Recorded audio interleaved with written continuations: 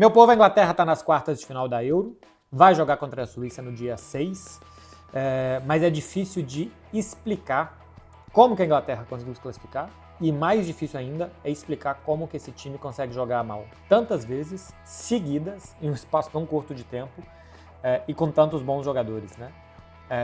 Do outro lado, a Inglaterra tinha um adversário que me parece, e isso não é nenhuma crítica ou alguma forma de desmerecer a Eslováquia, me parece um time de totó, porque os jogadores, primeiro, são muito parecidos, parecem ser meio que jogadores standard, jogadores padrões, todos dentro da sua posição fazendo os movimentos todos coordenados e com as linhas muito bem definidinhas, assim, né? Como o time de totó, que tem aquelas linhas ali, não tem como tirar totó, tem bolinho de onde você for no Brasil, não tem como tirar os jogadores daquela linha, e que eles fazem os movimentos todos coordenadinhos ao mesmo tempo. Então, sim, pegou um time com pouquíssimos destaques individuais do outro lado, tem o Dubravka, que é goleiro do Newcastle, o Skriniar, zagueiro que era da Inter, agora está no Paris Saint-Germain, e o Lobotka, um meio-campista que passou aqui pelo futebol espanhol, pelo Celta de Vigo, já está algumas temporadas no Napoli, são os principais destaques individuais desse time organizado, que defensivamente tenta ser muito sólido, mas que tem pouco, mas assim, muito pouco mais do que isso para oferecer, para colocar em tanto apuro a Inglaterra como foi. A Eslováquia saiu na frente no primeiro tempo em um gol que é um chutão para frente, um jogador disputa no alto e a Inglaterra não consegue pegar um rebote, não consegue defender bem, não consegue se recompor até que sai o gol. Antes disso, o Trippier já tinha tirado uma bola quase em cima da linha, porque já tinha passado pelo Pickford e estava entrando. Ou seja, a Eslováquia, nos primeiros minutos do primeiro tempo, teve duas chances muito claras de marcar. E, cara, a Inglaterra só foi finalizar a primeira vez no alvo aos 50 minutos do segundo tempo, quando Bellingham, de bicicleta, empatou o jogo. Foram 33 cruzamentos da Inglaterra no tempo normal, tirando na prorrogação, que cruzou mais 2 ou 3 vezes, mas foram 33 no tempo normal. E o lance mais perigoso até o gol do Bellingham não tinha saído de um cruzamento, tinha sido um chute de fora da área do Declan Rice, que bateu na trave, e depois o Harry Kane, da marca do pênalti sem equilíbrio, pega o rebote e manda por cima.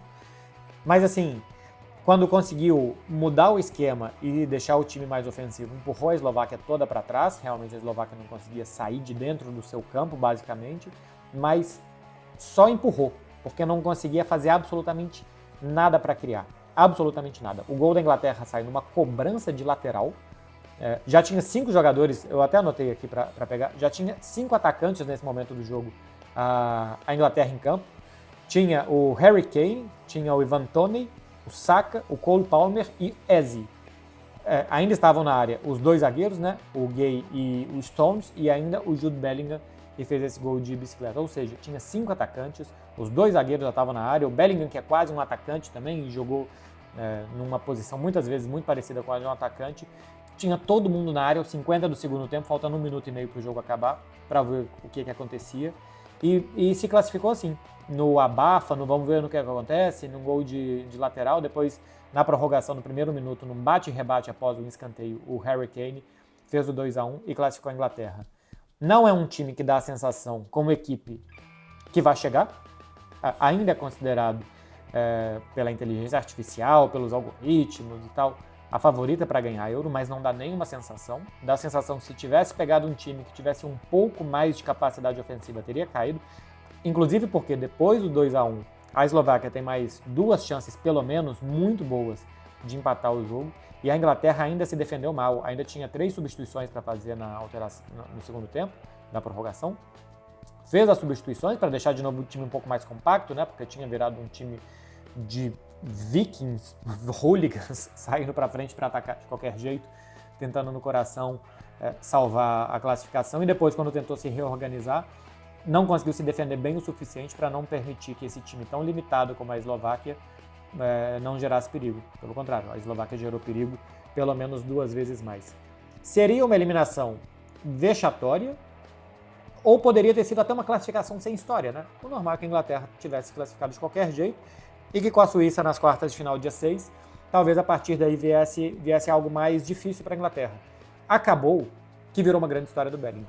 Para quem, especialmente falando aqui com nós, brasileiros, para quem torce que o Vini seja escolhido o melhor jogador do mundo, e a minha opinião é que, independentemente do que aconteça na Euro, na Copa América, ninguém, durante a temporada, durante o ano inteiro de futebol, jogou mais bola do que o Vinícius, mas como esses prêmios são muito ligados à história da temporada, né?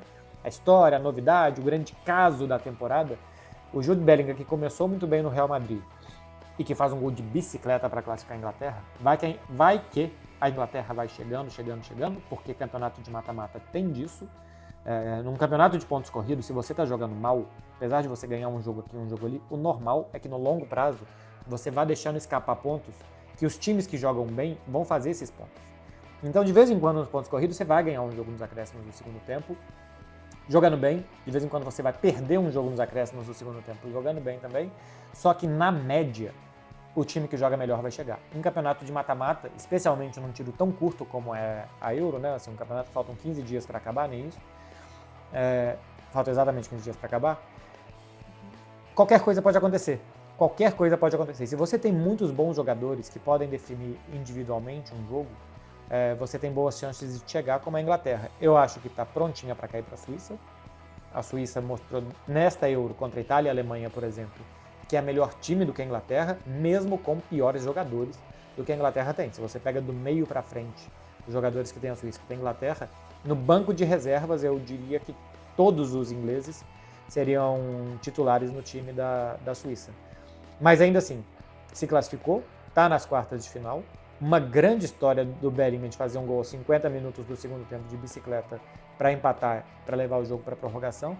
E se a Inglaterra fosse classificando, se o Bellingham decidir aí mais um ou dois mata-matas, a não ser que o Vinícius faça algo parecido na Copa América, ele pode virar sim um grandíssimo concorrente ao Vini para ganhar o prêmio de melhor do mundo dessa temporada.